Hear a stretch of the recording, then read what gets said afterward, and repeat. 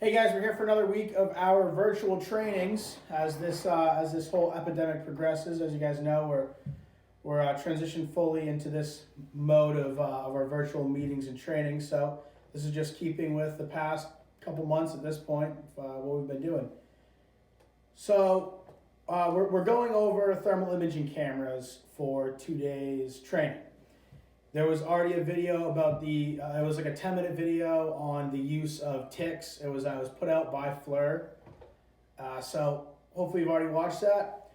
In this video, we're going to go over the specifics of our FLIR K65 thermal imaging camera, which from here on out I'll refer to as a TIC, thermal imaging camera, TIC. The FLIR K65 is what we have on engine 6, and this ISG FFB 320 is our old thermal imaging camera. This is on engine 5. So engine 6 has the TIC on the officer's side. It's mounted on the doghouse and its little charging stand. And the ISG TIC is on the operator side of engine 5, the overhead compartment, almost all the way up forward. It's by the box lights, and that sits in its own charger as well. Along with an extra battery for that. We had some issues in the past with getting that TIC to charge, but it's all good now. It charges, the TIC's full, the TIC's battery's full, and the extra battery's full as well. So first of all, we're going to get into the quick and dirty on the K65. This is our primary TIC. Like I said, this is an older model. This is on engine 5. Familiarize yourself with this, but just know that our primary thermal imaging camera is the K65. It's newer. We received this in 2017, I believe. So from here on out, we are going to talk about the FLIR model. So I'm just going to put this ISG one to the side here, and we're going to focus on the FLIR model. So first of all, as we know, our eyes aren't sensitive to infrared heat. So the TIC actually reads the infrared heat and it transfers it into an image. Okay, we can't see through smoke. If there's heat behind the smoke, the TIC can see through it. That's because infrared radiation travels through smoke. We have to understand that some infrared radiation is absorbed by gases, whether it's smoke or ambient air. So whatever we're reading on the actual TIC for the temperature of an object, if it's something on fire, if it's an actual fire, or if it's someone's body heat, the further away we get from that object, the less accurate the temperature is. But it's not by much. It's not a substantial inaccuracy. It's just a small, minute difference of maybe a couple degrees, depending on where you're. What the temperature range is. If it's lower, if we're talking about a human body, it's probably a small error, a small margin of error there. So our field of view as humans, our eyes see about 200 degree, anywhere from 180 to 200 degree field of view. That's with our peripheral vision. The thermal imaging camera has a lot more narrow field of view. This specific one, this FLIR, it has a vertical field of view of 38 degrees. That's 38 degrees up and down. And it has a horizontal field of view of 51 degrees. So it's a much more narrow perspective than we're used to seeing. And later in this video, we'll talk about eliminating tunnel vision when we're using a thermal imaging camera. But for now, that's just something to be aware of, that this specific model has a much more narrow field of view than our eyes do. So we still have to rely on our eyes while we're using the TIC. There's a couple different modes on this that I'll talk about in a minute. First, we'll go over kind of the buttons and the setup of the actual K65. I figured you wouldn't be able to see it too well from the camera, so I've drawn it up here and given you a layout of the buttons. So first of all, we have to know that the human eye processes images. We can process about 20 images a second. The TIC, this specific TIC, can process about 60 images a second. That means it's a little more high speed than the human eye, right? So this is all real-time information. With some older TICs, I'm not quite sure about this one, but a lot of older model ticks, it would give you an image like every second. So if you're doing a sweep of a room with the thermal imaging camera, you're not seeing the whole room with those older ticks. This one, it's real time. So as you do the sweep, you're seeing exactly where that tick is pointed. And it does a pretty good job of keeping you, up to date as far as the screen goes. So the different buttons, this green button here on the side, you press and hold it to turn it on, and you press and hold it to turn it off. I'll do that right now. So pressing and holding it, it's going to come alive. We see the little FLIR screen activate. And I'll talk about this default mode in a second. And then to turn it off, you also press and hold it, and it's off. Turn it back on real quick. So this middle button, it looks like a little crosshair in there. It's this guy right here. That'll actually, that'll change your mode. There's 5 different modes on this specific thermal imaging camera. The button all the way on the left is a 2-time zoom. So whatever you're seeing now, it zooms it in 2 times. And that's only momentarily. I know you can't see it, but you don't press and hold it and zoom, zoom, zoom. As long as you are pressing and holding this button, it zooms it in. When you release the button, it takes it off that 2-time zoom.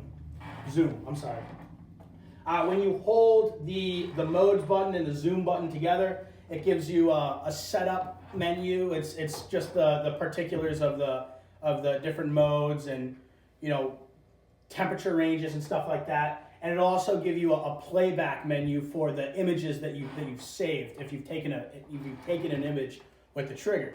And that brings us to the trigger, which isn't pictured in my little drawing here, but that is behind it. It's right here. It's just like a little trigger.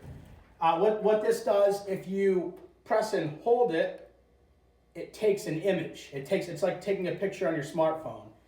If you press it and release it, it takes an image like on your smartphone. If you press and hold it, it freezes whatever image you have on the screen, and it gives you a little extra time to analyze that image. These things don't have a brain like we do, so we have to, and I'll talk about this later, we have to analyze the images as we see them. So things are fast moving, there's a lot of stuff going on.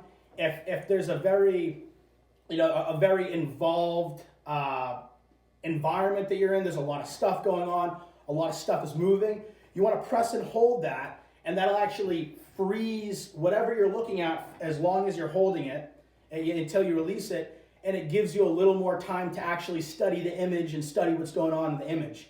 And you're able to identify things better than if you're just doing a regular sweep with the tick.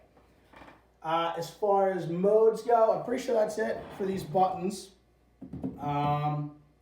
Okay, yeah, so that's it for the buttons. I'll talk about the 5 different modes, and you get to the different modes by that middle selector button there. The default mode is the NFPA firefighting mode. And what the NFPA firefighting mode is, it's best used for initial fire. This is per FLIR. This is their wording. It's best used for initial fire attack with life saving, with the threat of life safety. So if you're going in on a hose line doing a primary search, let's say, you'll have the tick and you want it in the NFPA mode. That's the NFPA recommended mode. And what that is, it's a grayscale, but it shows extreme heat, so like fire in a yellow and red scale. So instead of a complete grayscale, any flames, any extreme heat that differs from the rest of the environment, any huge margin, that'll show in a red and yellow threshold instead of the normal gray and black threshold. The second one you have is the black and white fire mode. It's the same thing as the NFPA firefighting mode, except there's no red and yellow, orange scale. It's all black and white. Again, that's recommended for initial fire attack with life safety involved. Then you have the fire mode.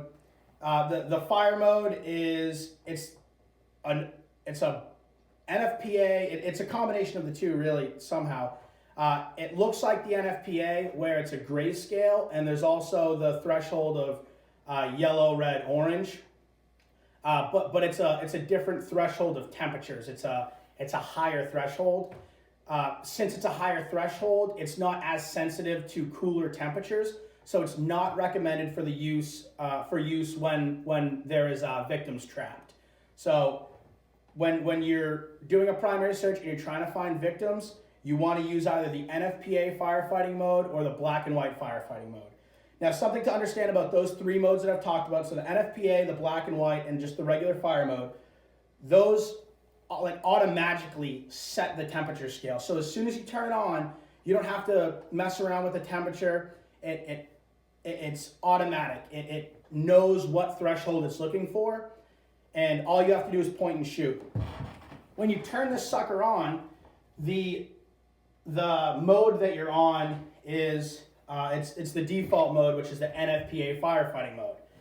If you're flipping through the different modes, and again, all these modes has a little icon with them. I'll talk about that in a sec.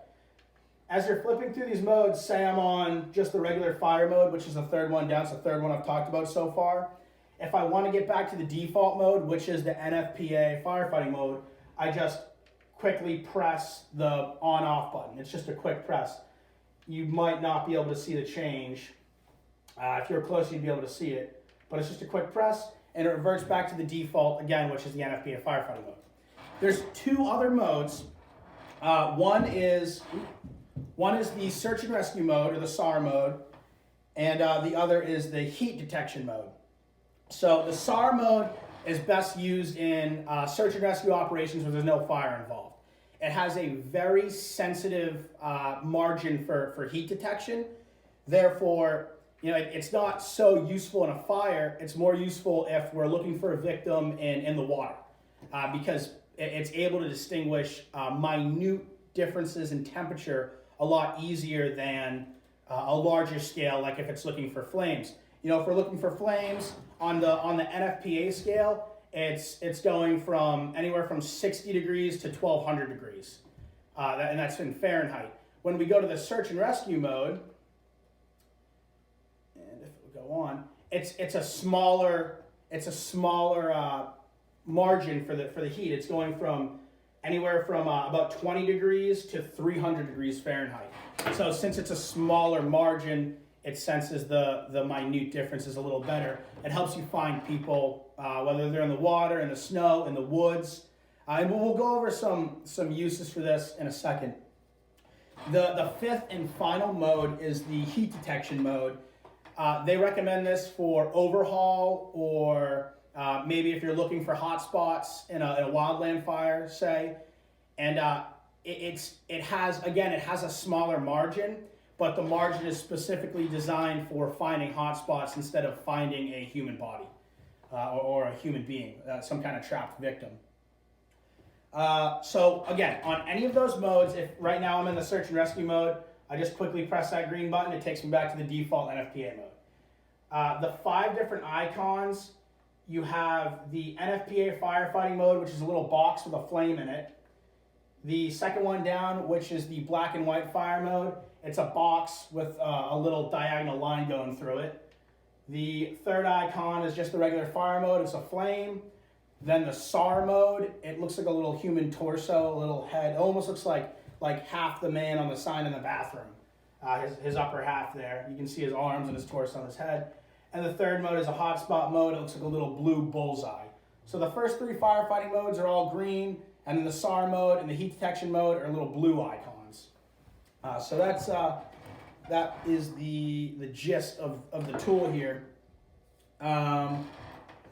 Okay, so now we're going to go to actual use of this thing and the practical application of these ticks.